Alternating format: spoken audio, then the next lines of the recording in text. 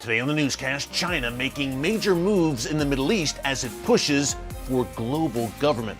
Get all the breaking details next.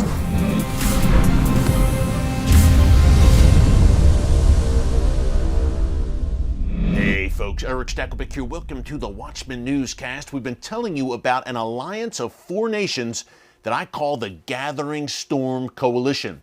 China, Iran, Russia, and North Korea have united together against the West, and three charter members of that Gathering Storm Coalition have gathered together this week in the Middle East for major joint military drills.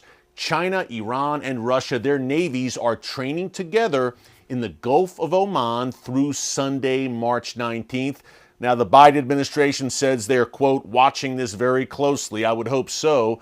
And you know Israel is indeed watching because this is happening, number one, in Israel's backyard. But number two, Israel sees this Gathering Storm Coalition coming together. Look no further than Russia and Iran and that growing relationship, which is literally at Israel's doorstep in Syria right now, where you have thousands of Russian and Iranian troops, not to mention their ally Hezbollah, at Israel's northern border. So Israel watching all of these developments with great concern, including China's moves in the Middle East.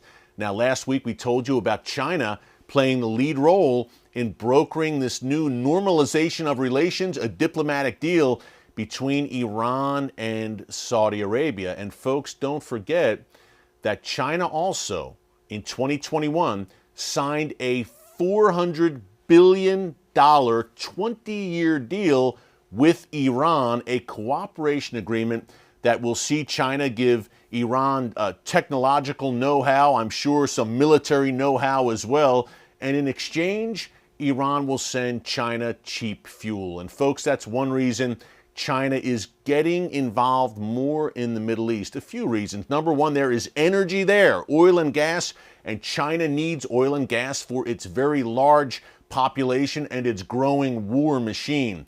Secondly, and we said this on yesterday's newscast, the prophet Ezekiel talks about the hook in the jaw that will eventually bring Russia down to the Middle East in the latter days. It seems that hook is always there, emanating from the Middle East every time a new nation or empire wants to establish itself as a superpower. Xi Jinping, the Chinese president, will be visiting Moscow on Monday, March 20th.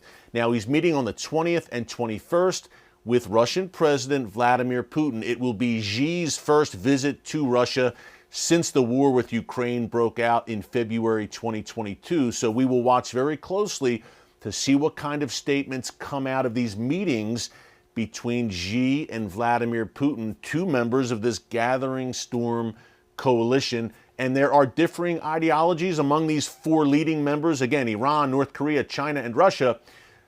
Differing ideologies in many ways, but again, united by a desire to turn the West upside down and to supplant the West and establish what can only be called, in their words, in their view, a new world order. Where have we heard that before? And along those lines, Xi Jinping on Wednesday gave a speech where he called for a global civilization initiative, his words, which sounded absolutely Orwellian. He's basically proposing global governance, folks. Hey, it all sounds pretty harmless, right? Equity and justice and democracy. But these are three qualities that China's communist regime certainly does not employ with its own people. Again, Xi is calling for a global coming together. Eventually, we will see a global digital currency. That's coming down the pike.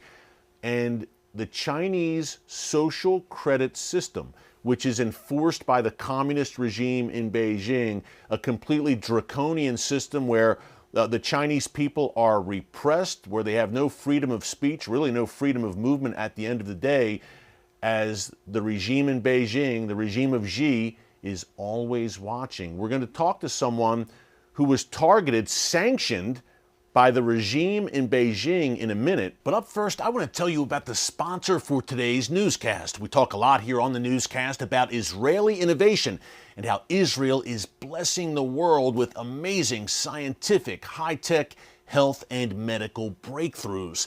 Well, BioHarvest Sciences is one Israeli company that we love here at The Watchman that's on the cutting edge of improving the daily lives of people around the world.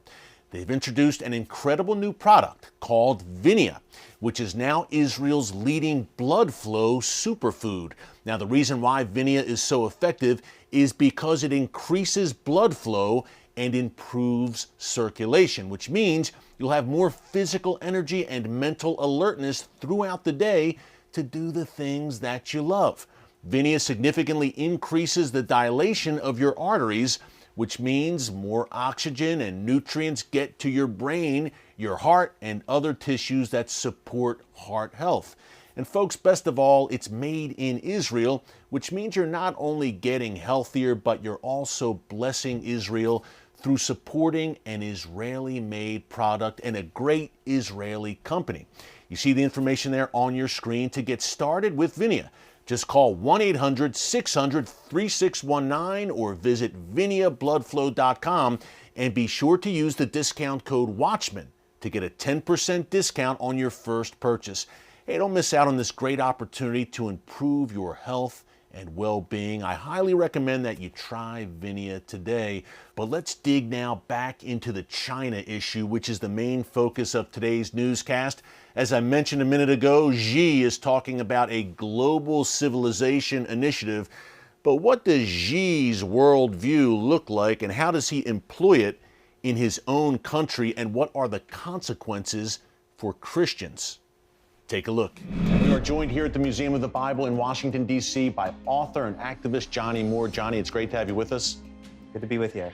And what a topic you know very intimately, the Chinese regime and their suppression of any dissent. In 2017, you and a colleague co-wrote an open letter to Chairman Xi and encouraging him, imploring him to stop the persecution of Christians and religious minorities. Johnny, fast forward to 2021, the Chinese regime sanctioned you. Why were they so upset with you and what you're trying to do? Well, look, the Chinese government knows that we know that they're weaker than that we think that they are. And here's the fact. The Chinese Communist Party has been on a dead-end road for a long period of time now. They're dragging along with them the Chinese citizens. And at the heart of this attack on freedom is the human dignity of hundreds of millions of Chinese people. So yeah, I mean, there are Americans like me that are sanctioned because I dared raise my voice, but we're no victims. The victims are the hundreds of millions of Christians and others in the country that the Chinese Communist Party either wants to shut up or forced to shut up. Yeah, I love your response to the sanctions. You said that basically this is a badge of honor to be sanctioned by you, the regime in Beijing. What do these sanctions entail? Is it more symbolic on their part? Look, I mean, if the Communist Party of China thinks that I'm a threat enough to sanction, then they're in a lot more trouble than we think that they are. Yeah. But basically, I can't travel to China. Yeah. And you know, that makes me sad, Eric, because I've been to China. I love the Chinese people. I love the Chinese history and Chinese culture. I would love to go to China, but that's what I can't do now. Yeah. But what they're not going to do is they're not going to shut me up, and they're not going to shut up millions and millions of people like me around the world. But if the Chinese Communist Party is going to shut down churches, imprison millions of Muslims, try to wipe out Tibetan history, take over Hong Kong, threaten to take over Taiwan, steal the intellectual property of the United States of America, and try to make the world in its communist Marxist image, then we're just not going to settle for it. My kids are not going to grow up in China's world. And you were very vocal and forthright about these issues, Johnny, as a commissioner on the International Commission on Religious Freedom under the previous administration here in D.C. And you had a firsthand view in that role as commissioner to what China is doing to its Christian minority. The persecuted Christians in China, major issue, of course. What is the state of the church in China right now? Well, the church is doing just fine. The Christianity has 2,000 years of history of only growing when tyrants threaten to suppress it. The church is going to be fine. There is no atheist communist leader in the world that can limit the growth of the church. Now, what they're trying to do is they're trying to intimidate the church. So in the last 18 months and 24 months, the Chinese Communist Party has shut down every significant large church in the country. They have arbitrarily detained, confiscated the property, bulldozed, and in some cases disappeared and even killed pastors. They've taken down thousands of crosses. When ISIS was at its height in Iraq and Syria, and the world was watching in horror as people were beheaded and all these terrible things were happening, in that 1 year, in one state in China, the Communist Party removed over 1,000 crosses from churches. So they think they're wiping out Christianity. But the actual fact is, there are now more Christians in China than there are members of the Communist Party. And this is an exciting development. You can't stop the gospel at the end of the day. Tell us about Chairman Xi, who we mentioned earlier. You were sanctioned under his regime, but this is someone who seems to have a particular animus towards Christians. It seems like the persecution is escalating in China in recent years under his stewardship, and he's garnering more and more power. Yeah, you know, we're sitting here in Washington, D.C., and there aren't a lot of things that Democrats and Republicans agree upon in this city. Here's one thing they agree upon, that this regime in China is going in a very, very dangerous direction. That the President Xi, who's leading China, is having what I call a relapse to the Cultural Revolution. Now, the prosperity of China of the last generation or so didn't come because of the values of Mao and the Cultural Revolution. Yeah. The economic progress, the global renown, all of these defining characteristics. They came because of the inculcation of Western ideas into a communist framework. Well, what President Xi is trying to do is he's trying to take China back to the Cultural Revolution. The last time this happened, China killed 50 million of its own citizens. It tried to wipe out any dissent whatsoever. And what we're seeing is the cult of personality, the suppression of the economy. Wall Street is starting to realize it's a foolhardy deal to try to make money with China, the suppression of religious freedom, of human rights.